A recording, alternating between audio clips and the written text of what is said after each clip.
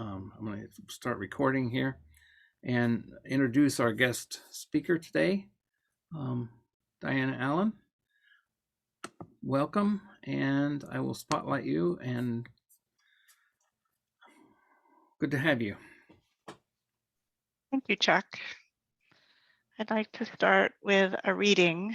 It's written by Kurt Vonnegut and is the afterword to Free to Be You and Me by Marlo Thomas and Gloria Steinem.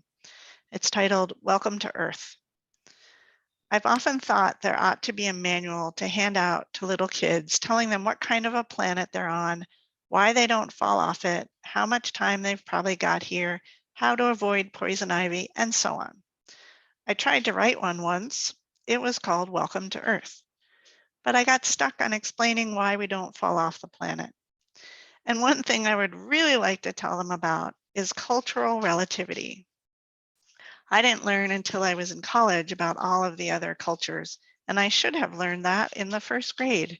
A first grader should understand that his or her culture isn't a rational invention, that all cultures function on faith rather than truth.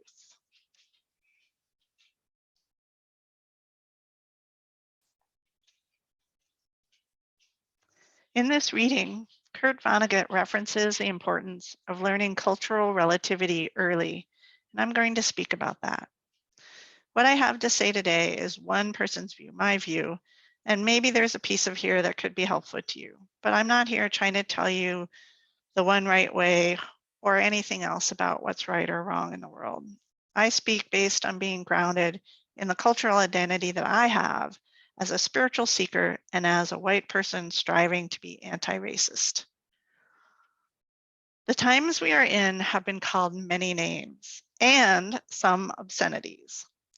I mean, how often can we live through a time when we have such a sense of, oh my gosh, how can we continue like this?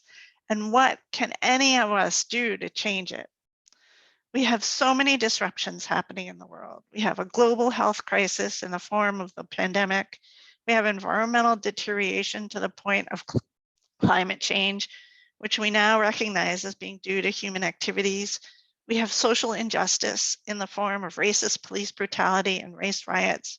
We have nuclear plants in meltdown in Japan and the Ukraine, and we could have the start of the next World War. Our world today could maybe be considered to be in an existential crisis. Joanna Macy calls it the time of the great turning, a time of a major change in paradigm. In the work that reconnects, founded by Joanna, she teaches us that in the face of all of these big events in the world, we should not be shutting ourselves down. We need to acknowledge that it's chaotic and scary and full of lots of emotions. And it's not at all clear what the way out is, or even if there's going to be a way out. So we look at this time and acknowledging all of the emotions. We take in the fact that we are in an historical time of a paradigm shift, a significant time of worldviews being shattered and reformed. There are spiritual prophecies that speak of this time, such as the Hopi prophecy known as "We are the ones we have been waiting for," which I have spoken about here in the past. Another prophecy, the Seven Fires prophecy from the Anishinaabe, includes this description of our time. It is in this time that the light-skinned race will be given a choice between two roads. One road will be green and lush and very inviting. The other road will be black and charred, and walking it will cut their feet. In the prophecy, the people decide to take neither road, but instead to turn back, to remember and reclaim the wisdom of the indigenous ones who came before them. If they choose the right road, then the seventh fire will light the eighth and final fire, an eternal fire of peace, love, brotherhood, and sisterhood. If the light-skinned race makes the wrong choice of the roads, then the destruction which they brought with them in coming to this country will come back at them and cause much suffering and death to all the earth's people. To light the eighth fire, Indigenous people will come forward with their knowledge, connecting with the Western knowledge, and from this union, a new people will emerge, lighting the eighth and final fire. This will begin the golden age of peace. So someday, after the shift, when the choice has been made, we're going to look back on this time and wonder, how could we ever have believed what we believe now? This is the kind of shift that has occurred in the past, when we went from believing that the earth is flat to believing that the earth is round, or from believing that the sun moves above the earth to the earth revolves around the sun. Many of us know, just deeply know, that we are in the midst of this shift, that it is really happening and there's no turning back. And it's not entirely clear where it's taking us or how we're going to get there. We know that everything will go through a time of chaotic upheaval as part of this shift, and we see that in the world today. But what comes next? One of the simplified ways of describing the shift is that we are moving from a me-centered world to a we-centered world, shifting the nature of how we are going to be with each other. The shift is taking us from a worldview where the predominant human nature has been competition, as in the survival of the fittest. We're going to expand that to include compassion, cooperation, and collaboration as also essential human nature, so that a community wins by working well together, balanced, of course, with a little healthy competition. So our worldview or worldviews define how we understand the world and how we understand our place in the world. One of the basic worldviews that Unitarian Universalism was founded on is the belief in universal salvation. We are all saved. This is a contrasting worldview to the idea that salvation is for the few who do certain right things. We choose to believe in a God who loves the whole world, no exceptions. Another example of worldview is the contrast of abundant thinking versus lack mind. Those who choose a worldview based in abundance know that there is more than enough love and more than enough joy in the world, so much more, that there is enough for everyone and beyond. People who have a worldview of lack believe there's not enough for everyone, and some people get some of what's available, but then others don't. And so it's everyone for themselves to get the most. This idea that there's not enough for everyone is part of where racism, sexism, and ableism have come from. That set of worldviews has resulted in what has become known as white supremacy culture. Culture is a set of values, behaviors, and ethics that define how we are in a community together. Cultures can be as small as a family and as large as the world. Each culture is based upon a set of worldviews, which then are used to shape our behavior, the way we treat each other. Here in America, I put before you that our overarching culture's deeply defining characteristics, a set of worldviews, have nothing to do with color of skin. These foundational ideas have nothing to do with race, and yet the resulting culture is known by the racism that results. These ideas are described on a website called White Supremacy Culture Characteristics. There are somewhere around 20 characteristics, depending on how you lump them together or split them up. When I first encountered this list, I was stunned. The list included ideas that I have been trying to shift within myself because of their destructive nature, because of the way that they have limited who I am and how they've made it almost impossible to love myself. In the search to love myself, I've experienced how difficult it is to change these ideas. Now I understand why. Because they are inherent in our culture. So all around me, I meet forces working to keep these beliefs in place. Some of these beliefs listed on the website include one right way, worship of the written word, either or thinking, perfectionism, bigger is always better, individualism is primary, and comfort is a right. When you put these together, you get a culture where everyone gets measured against the one right way defined in some written code, such as the Bible or Constitution or the recent pamphlet from the Ladies' Aid Society. And you'd better be the perfect example of this one right way, or else you are a total failure. And there's no middle ground and there's no partial credit. Bigger is always better, which means an ever-increasing stock market and an ever-increasing GDP as the only possible measures of success. No one can meet that one perfect way, and it's awkward to always keep growing. So we end up with a sense of lack and of not enough love for anyone. One of the beliefs that works to hold this culture in place is that comfort is a right. When people holding this belief are met with something that is uncomfortable, it challenges their very worldview. They counter that discomfort with a fight or flight response, either turning away because they just can't allow the challenge or beating the challenge into submissive conformity. This has created a strongly self-reinforcing culture because challenges to it aren't allowed. When you have the right to comfort, tied to a belief that there's not enough for everyone, that means that there will be some who have to be uncomfortable in order for you to be comfortable. And we see this today in the form of racism, sexism, and ableism in our society. So how do we create something different? One of the challenges is through cultural relativity, right? Beginning to be able to see the cultures as separate and beginning to define a new culture that would be an antidote to the ways white supremacy culture keeps us all locked in. As this paradigm shift moves through and among us and our worldviews shift, descriptions of a new culture are taking shape. One such description is ecological civilization, which is described by Wikipedia as the final goal of social and environmental reform within society.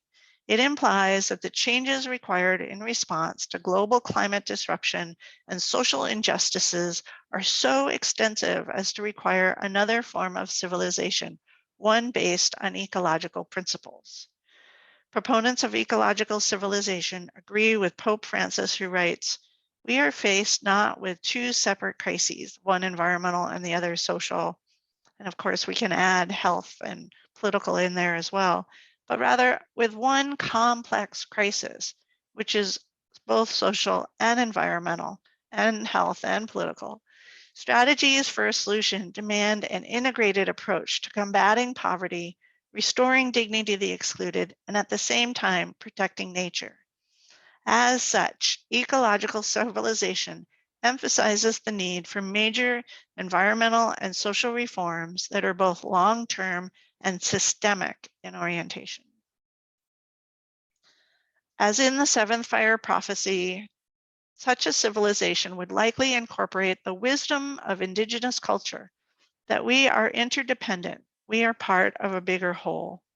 When we start living and appreciating our interrelatedness, we start understanding that any one of us doing better means the whole is doing better, a concept becoming known as symbiotic flourishing.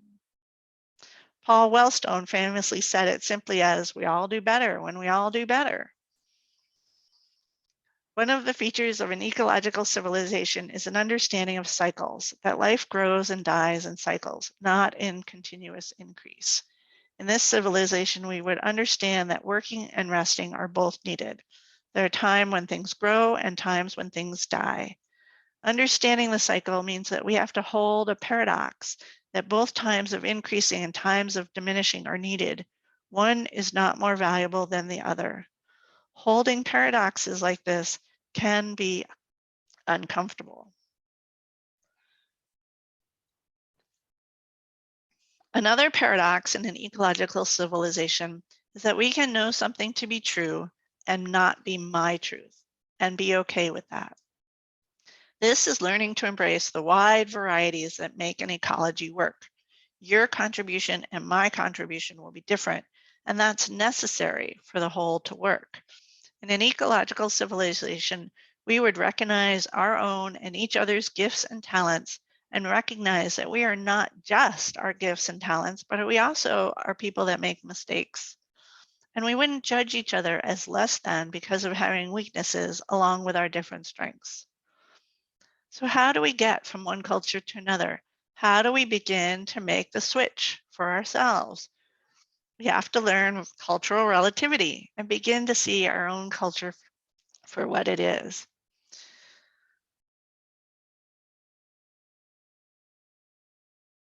David Foster Wallace opened the commencement speech he gave to the 2005 graduating class at Kenyon College with this story. There are these two young fish swimming along, and they happen to meet an older fish swimming the other way, who nods at them and says, "Morning, boys, how's the water?" And the two young fish swim on for a bit, and then eventually one of them looks over at the other and goes, "What the hell is water?"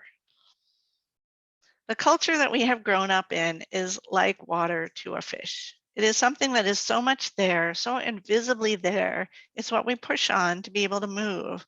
It is such an invisible and all-enveloping kind of thing that we can't even see that it's there. In this way, we've all been culturally indoctrinated, if you will. We haven't been taught the cultural relativity, as Kurt Vonnegut suggested, would be good for us to know in first grade. One of my personal examples of this was when I first took the man who is now my former partner back to visit my family, and we were staying at my dad's house. He turned to me and he asked, "Why are you yelling at me? You haven't yelled at me before. Why are you yelling at me now?" All I could say was that we were in my dad's house. And that's what you do in my dad's house. You yell. So we unknowingly absorb our culture, whether it is house rules, school rules, or community rules. We learn how to behave with each other in these different settings, and that is the culture. This is also how culture reproduces. First, the culture is taught to children without teaching them about cultural relativity. It's taught as the only way to be. Then, as adults, you have people within the culture mutually reinforcing it for each other. They feed each other by behaving in the ways that express the worldview below the culture. For example, one says, "Hey, that person isn't doing it right." And the second one says, "What a terrible person for not doing it right. How could they?" And the two speakers are now paired up and bonded because they agree on the way things are supposed to be and have successfully excluded the other. So one of the challenges then is becoming aware of the water, being able to see culture. This requires a great willingness to step back and look at why and how we talk to each other and hear each other. In my experience, this comes one small piece at a time, one drop at a time, if you will. Early in my career, I was working at General Mills Research Lab when leadership decided to start building a culture of candidness. They saw that this could improve their ability to create innovation and have new research results. My boss asked me to put together a presentation for our working group on speaking candidly. As I researched the presentation, what I realized was that to encourage people to talk candidly, we have to be willing to hear what they have to say and let it enter into our way of thinking. Back then, I was pretty naive and thought all it would take was just to tell them they need to be open to being changed by what they hear. Not so much. In recent years, we've had the experience of George Floyd's murder that made visible to everyone deep injustices that some of us have been privileged to be able to ignore. We were forced to hear candidly.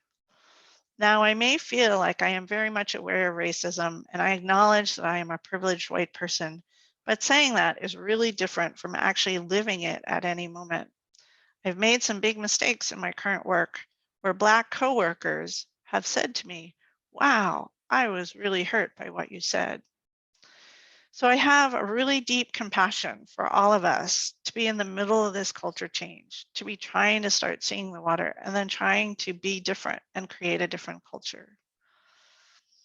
One of the ways to begin to get into this space of making a change and seeing the culture we're living in is to ask, who decides? Who decides what the culture is? Who decides what the right way is? Who decides if there is a right way? In the world today, we have many cultures with many people deciding, just as we have many bodies of water. It happens they are all interconnected, just like the water.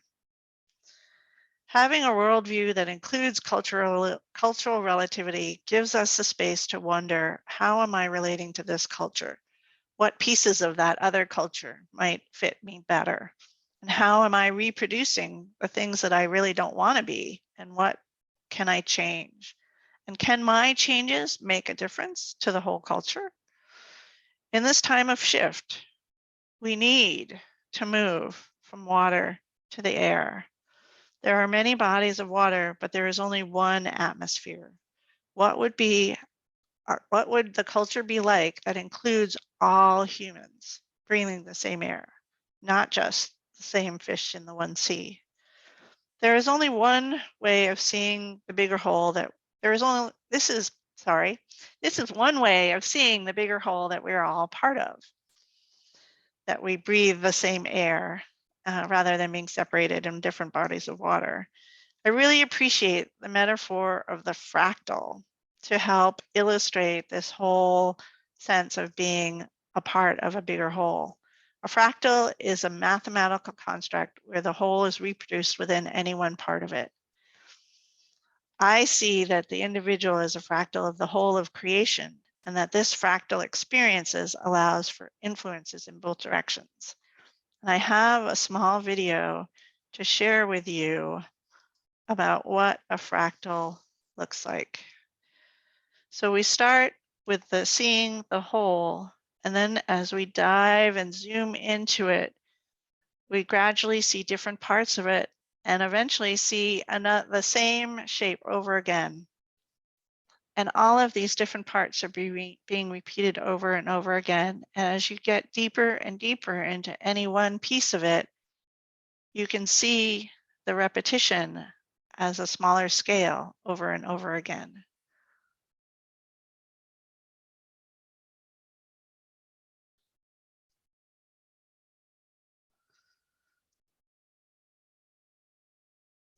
While the fractal is a mathematical concept, I'm using it as metaphor for our relationship as individuals within a much larger whole. By applying a kind of background blur across the mathematics to soften it, we can conceptualize creation as a pattern with variation all interrelated and repeated in the whole. This may help us understand our place within the layers and layers and layers of creation, and the way the same thing is repeated over and over, and yet different and with variations at the same time. As part of this larger whole, we can't know the influence of any one moment, any one word that we choose to speak. We can't know how it may ripple out and join with others across the pattern, shifting it in tiny ways like drops of rain multiply and gather in a stream. So in this time, I invite you to be a fractal of change in the world, to know that what you choose, what you decide, is going to ripple throughout the world and change the pattern. To know that you, as a fractal of the whole, are choosing the path for humanity, as each of us are. And together we form the culture of the whole. I hope you are choosing the path that leads to the path that is green and lush and leads us to a golden age of peace. Sayings around what it takes to have peace in the world reflect this idea of a fractal. Mahatma Gandhi said, "Peace between countries must rest on the solid foundation of love between individuals." And Black Elk of the Oglala Sioux spoke of it this way: "There can never be peace between nations until there is known that true peace, which, as I have often said, is within the souls of men." Developing peace within the soul is being able to love ourselves and at the same time sending out that love and peace to change the world. Rather than just saying, "I'm going to stop being a white supremacist, I'm going to stop being racist," we're replacing it with a positive idea of building peace among all humans, starting with ourselves. Ibram X. Kendi tells us that you can't just be not racist, you have to be actively anti-racist. And so we can't stop being part of white supremacy culture until we actively choose and begin reinforcing each other in a new type of culture based on a new worldview. I see the shift we are in is bringing us to a place where we are, each and every one of us, choosing to breathe the same air in a culture based on an interrelated, interdependent, ecological community, a community where we all have a peace within our souls that reflects the loving peace that is the world. So we've got a lot of work ahead of us. For now, let's go find the more love, the more joy that's always out there, and build a culture to hold it for everyone. Thank you. Thank you, Diana. I have a song to share. I will share my screen.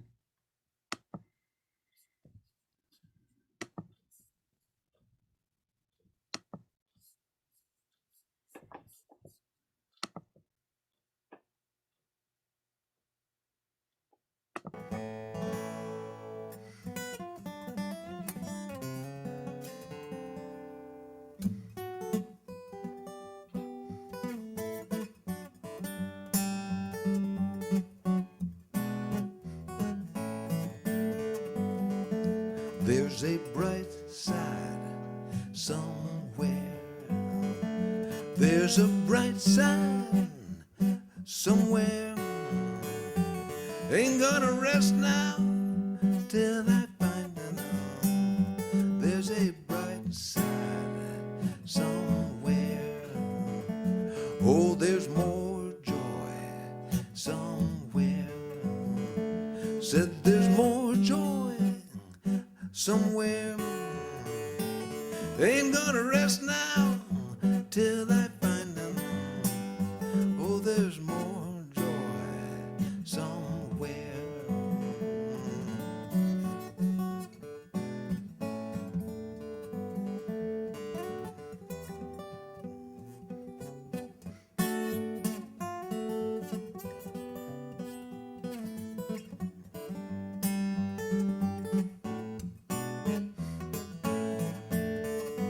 You know there's more love somewhere. Oh, there's more love somewhere. Ain't gonna rest now till I find it all. Oh, there's more love somewhere. You know there's more peace somewhere. Well, there's more peace somewhere. Ain't gonna rest now till I find it. There's more peace somewhere.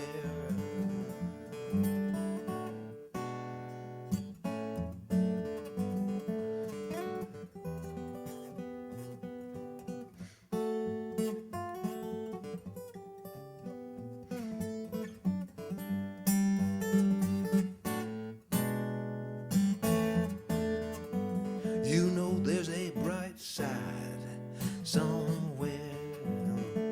There's a bright side somewhere. Ain't gonna rest now till I find them. There's a bright side somewhere.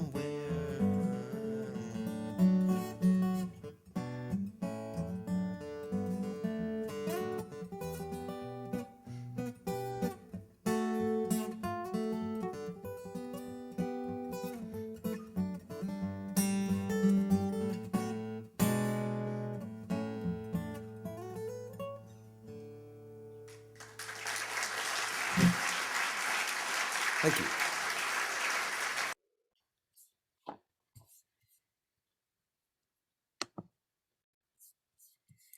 All right. We have a few minutes. Diana, if you're willing, we'll have some congregational reflection, if that sounds okay. I would love to hear your thoughts and responses. So anybody, just go ahead and chime in. I'll start. Thank you for a great talk. Yeah, I was at the Legacy Museum in Montgomery, Alabama earlier this week, and it's just, I highly recommend you all go there sometime because it's amazing and powerful and just, it's just, you could spend hours there. It's just a fabulous exhibit. And then we also went to the memorial after that, the National Memorial for Peace and Justice. I don't know if any of you have seen stories about this on TV, but it's another fabulous place to go and to visit and to grieve for the thousands of people whose lives were taken due to racism and slavery.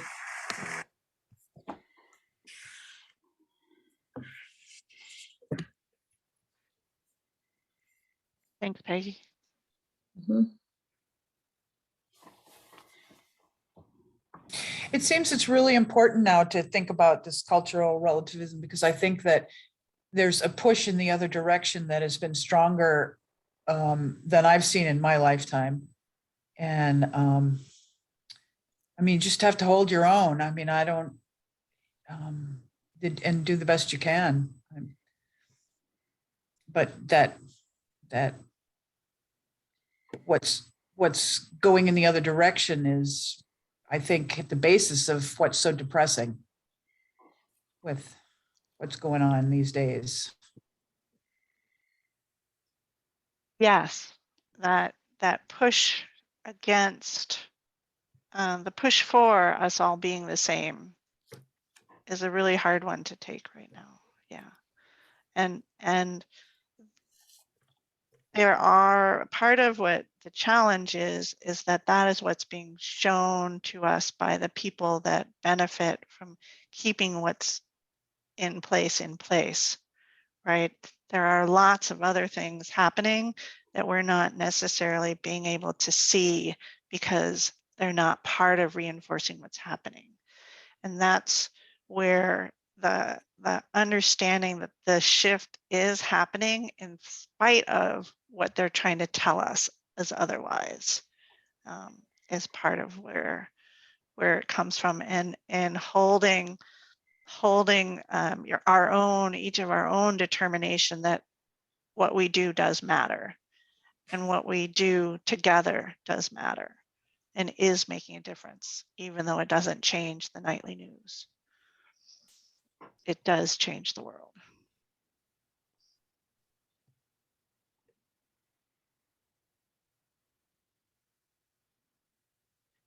Derek Chauvin murdered George Floyd late May, and at that same time in late May of 2020. And at that same time in my life, I was in the exact stages of moving out with a divorce. And I remember driving my car to my new place and enjoying the privilege of speeding to beat curfew that night, with the National Guard rolling down the road in the neighborhood that I was in.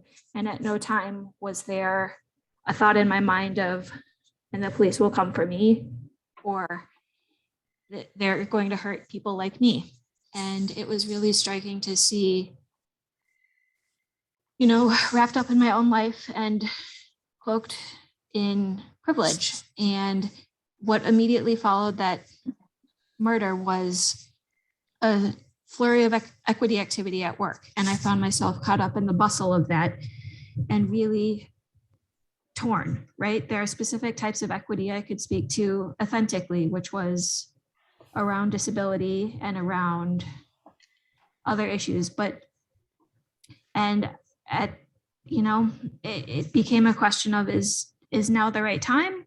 Do we need to all just contribute the most authentic pieces that we can because it's not a zero-sum game?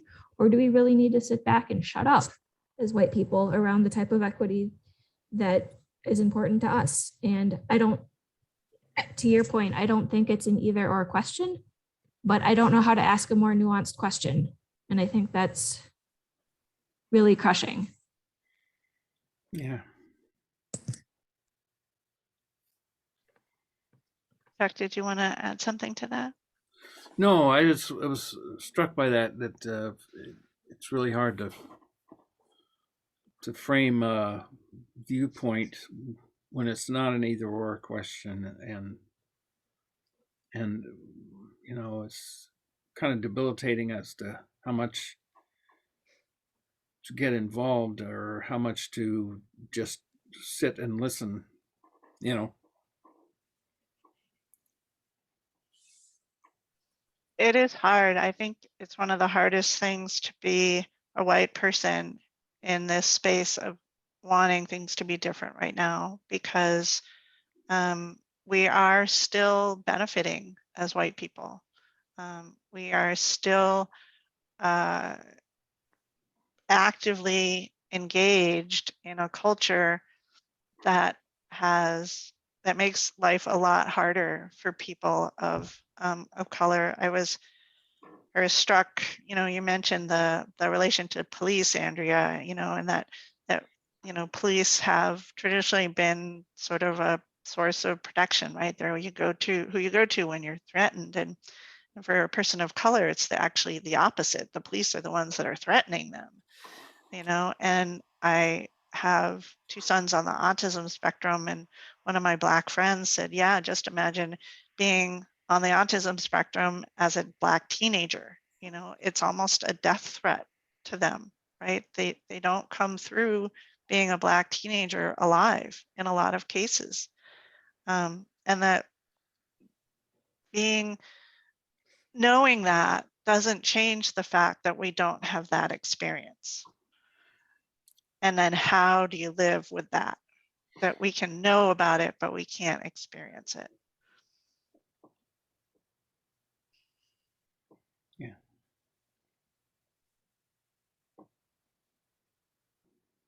And yet somehow I think that knowing about it, even if you can't experience it, if you can recognize it, I think that that's a huge step forward. I've had discussions, I guess, with family members who have, rather than knowing it, they've said, no, it doesn't exist. There's no such thing, and they still deny it. And so I guess there's a continuum, I guess, of awareness and denial, or I don't know. I work with entirely minority populations, and even just trying to, I've tried to be quiet because I said, I'm not a minority, I'm not, and yet because they don't have a voice or they don't have the language, I have often tried to speak up, and then it is trying to find a balance between, what is the appropriate thing to do for those who cannot speak, and what is the appropriate thing to do not being a member of that group myself. And just trying to, I guess I've tried to speak to people that I know and that know me, and trying to say, well, if they know me, maybe they'll be more willing to listen. And that's also been frustrating. So even hearing what you said about, we all know that there was, racial injustice and that white privilege exists. And I think, oh my gosh, I wish that so many people that I know could even admit that. And that would be a joyful thing. But but yes, I've said a lot. Thank you, Sherry. I think that's really good points, that, and it's part of what I was saying too, that awareness is the place to start, right? Being able to acknowledge it as a starting place. And there's a great newsletter that I've been getting. It's called Better Ally, How to Be a Better Ally. There's a woman, Karen Caitlin, wrote a book about being a better ally, and she sends out a weekly newsletter with 5 tips on how to be a better ally. And that's been a really helpful way to continue expanding my thinking and expanding the ways in which I might be able to act differently to create a different culture through my own actions. I think there's another concept that's been used around centering the marginalized experience. So right now, the white experience is what's centered. And so the police as the go-to people is the experience that's centered. What would life be like if we centered and focused on that the police are not a safe resource for people, right? What if that became, what if we started taking that marginalized experience and making it be the central story of how we are being together?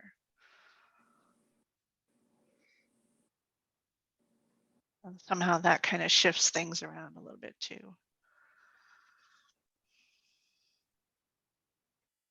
Thank you for that link in the chat to betterallies.com. I actually have a number of links from my speech that I'll make available to you guys. Diana, I have a Yes. question for you. There seems to be, to me, like a difference between generations right now. I am not comfortable with technology and devices, and I don't get much information from them. But my daughter, well, as we talk about an issue in our home, she'll bring up all these resources that she has checked into on her devices. Do you feel that there is a difference? There is a difference between this new group of people who are comfortable with that communication system versus those of us who are not real able to use it in the same way? You're asking a number of different questions wrapped up together. You know, I think that there absolutely are generational differences and generational shifts. And that's why paradigm shifts, like we've talked about historically, take 400 years. So that's like 8 generations to really work through a big paradigm shift and earth, you know, foundational kind of belief, like the earth revolving around the sun. Absolutely. You know, technology is a really weird place right now. I mean, one of the things that I've heard is that the internet is here to teach us how to be with each other when we can be interconnected even without the technology. So it's giving us this chance to really look at what are the filters that we use on the information that comes into us. How do we decide what to take in? How do we decide who's telling the truth? How do we decide the value of any piece of information? And that we're getting to practice that and learn that right now. Because there may come a time, and this is just, you know, some sort of future spiritual possibility, when we're all one and are completely connected to each other's ideas and thoughts, even without technology. Or maybe that'll be the, you know, the AI version of humanity when we're become the Borg and are all assimilated into one sort of technology advantaged way of being together. So, you know, I think it's more important what it's teaching us and how we respond to it than what it is itself. Thank you. Thank you. Yep. I would say it's different for different people. In fact, it's the same thing can have one effect for one person and one effect for another. But it does change people, technology and social media and stuff like that. Social influences have always been a changer for people. You know, peer pressure is a real thing, regardless of whether it's in technology or not, right? You know, the way we use our messages and our reactions to each other to either reinforce culture or to, you know, end up shunning or excluding somebody, that's an ongoing thing. I think technology, like I said, it highlights the choice. Do I have to live with this or not? You know, I can just turn it off. I don't have to listen to what they're saying. What they're saying can happen out there without my allowing it into my space, right? I don't have to be connected. I can choose to be connected, and I can choose to control what comes in through that connection. That's what we need to teach people, is how to do that. Go ahead. Yeah, if I could comment on that, that makes me think of, what's going on with the media. And, we have our media are so politically focused now because we've lost so much of the, objective journalism that especially used to happen in communities, small cities, small towns. Those have been wiped out, those newspapers, sources, unfortunately, in many cases. And I think, what we've got now is we have media that's either Democratic and liberal or right wing and maybe Republican or whatever they call themselves. And so people go to those, they only go to those, the ones that appeal to them. So not necessarily, I shouldn't say only, but often, most often, I believe. And so you're not getting, the other side. I mean, it's like trying to let's watch Fox every once in a while just to hear what craziness is going on. Okay. So you've got that going on. And so this idea of what's coming into us, and the same thing is happening on the internet. I think you have to be really careful. What sources are you reading or listening to or watching when you're on the internet in some form or another? Where's that coming from? What's the source material? Or, who are these people that are making these opinions or these comments, et cetera, or teaching you facts? I don't know if everyone knows this. Amy, you make a good point. And I don't know if everyone knows this, but there was actually a federal rule, a federal law that was in place until about, 2008 or somewhere in there that required all public, news to be balanced. It was a federal law that required that. You could not broadcast or sell a newspaper without making sure you were putting out balanced news. And Congress let that law expire.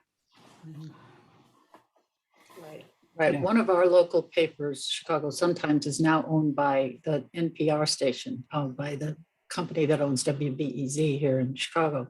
So that means that the Sun-Times will no longer be able to make political, they cannot, their editorial board cannot choose a candidate. That's part of that's part of the nonprofit public media that NPR represents. So that's, it's interesting. I think in that case, you're going to get more, I hope, of both sides. Yeah.